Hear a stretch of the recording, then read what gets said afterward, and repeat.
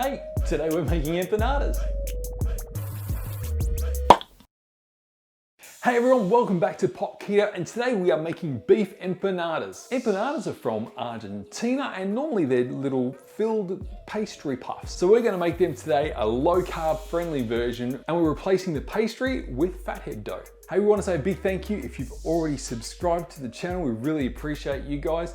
Also follow us on Instagram. We are popketo_. And don't forget to tag us on any of the recipes that you make or things that you see online. And it'd be really encouraging for us if you were to share it on Facebook and Twitter. Cool, let's get into it. So beef empanadas. Now for us, these are great because you can pre-prepare them and chuck them in the freezer. They last in the freezer a few months, and as soon as you need them, they're ready to pop in the oven, and it only takes like 20 minutes from frozen. And they pack a whole lot of yum. So let's get into it today. Now we are gonna start by warming up our pan, and to that we're going to add a couple of tablespoons of olive oil. If you prefer, you could use beef tallow or beef drippings. That would be just as good, especially considering that we are cooking with the ground beef. All right, to the pan, we are going to add 1 kilo of ground beef.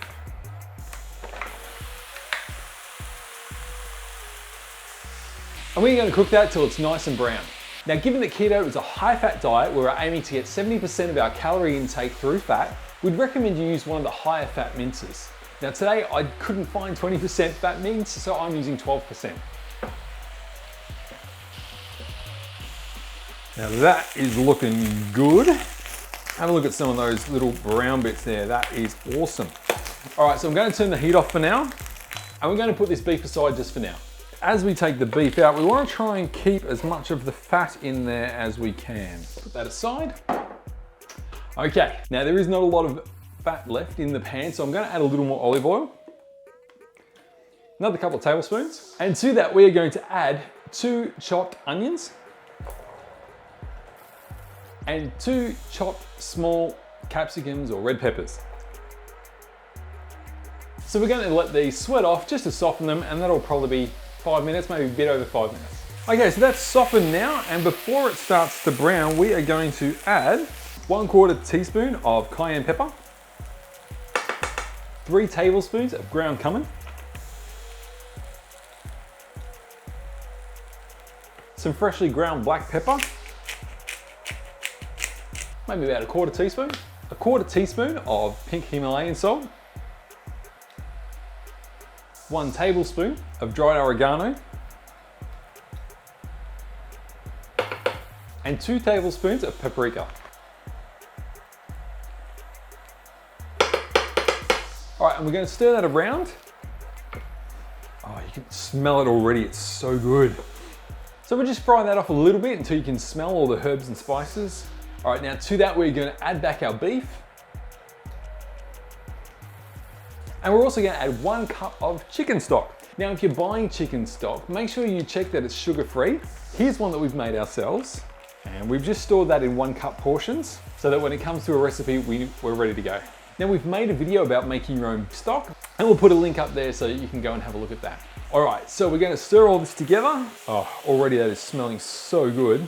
Now I've obviously kept this stock frozen, so we want that to thaw.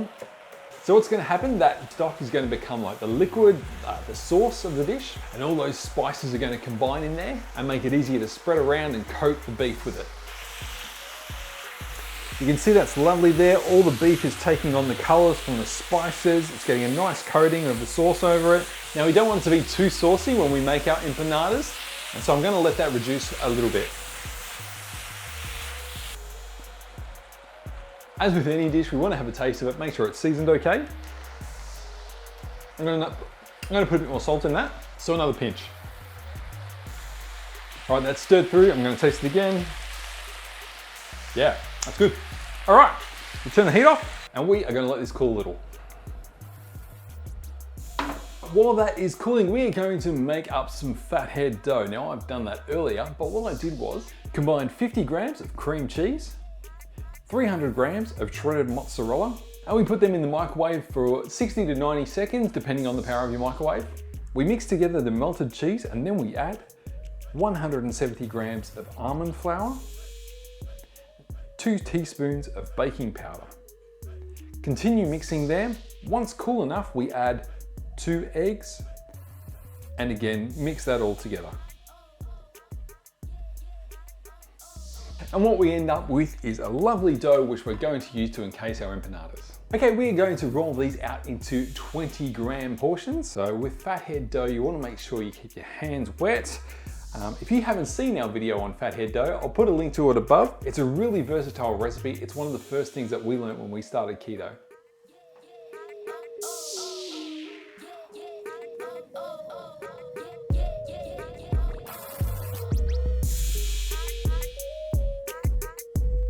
All right, so we've rolled out 32 portions of Fathead Dough. Our filling has cooled, so we're going to start assembling them. Now, if you are good with a roller, you can use a roller to roll these flat. I'm not so great with one, so I've pulled out our old friend, the tortilla press, and then we're going to go through them that way. So for me, I'm rolling it into a nice little ball, putting it in the center here. Nice little squeeze. That's nice and thin there. Now I like to try and make these a little neat and a little tidy. So what I'm going to do is I'm going to grab a couple of cookie cutter rings just to make sure that it's nice and round. Save that for later, and we can make some more at the end. All right, so I've got that lovely nice little round empanada shell. And into this we're going to put a heaped dish, ½ teaspoon of the filling.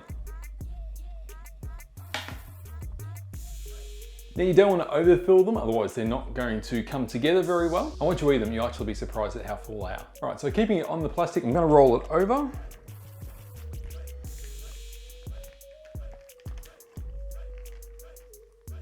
Beautiful. Got a little bit of a rip in the pastry there. That's okay. Turn that around.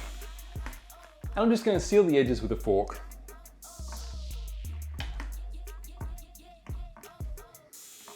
Cool. It is really warm in here today, and so the pastry is not wanting to play nice. So I'm just going to use a bit of the excess that we cut off before just to fill in some of those holes. Okay, now I just roll that off there. And these ones I'm going to put in the oven, so I'm going to put it straight onto a lined oven tray. And we do it again. Pastry ball in there, squish it. Cut a nice round, take ½ a tablespoon of filling and fold it over. And then we seal it with a fork. And if you want, you can plug the holes. All right, so I've got a few of them rolled out. What I'm gonna do is I'll pop these in the oven while I continue. I'm doing it at 190-ish, so gas mark 5, and it'll be about 20 minutes. Okay. All right, so it's been about 20 minutes, so let's get them out of the oven. Wow. Alrighty, have a look at that.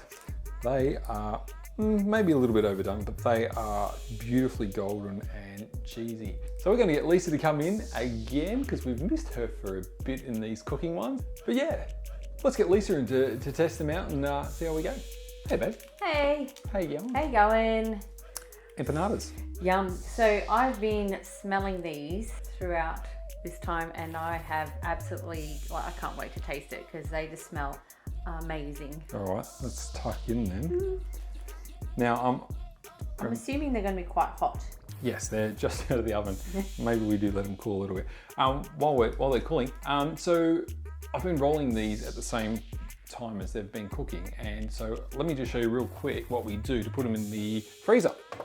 So you can see there, I've been rolling them. I put them in a plastic bag. I keep them separated so that when we put them in the freezer, they don't freeze together, because they will. And then once they're frozen, say overnight, then you can move the bag and have it crunched up, or however fits best in your freezer. But let them freeze separately. It just makes it better for storage. And what I love about this is it's so easy just to take them out and have them as a quick dinner where you don't want to be doing any prep or anything. It's already all done. Yeah. So do we think these are cool enough now? I reckon. All right, let's go to go. Oh yeah, I can hear your crunch. Let me show you the inside filling. That is really nice. They are a little bit more done than I'd prefer them to be, but they are still really tasty.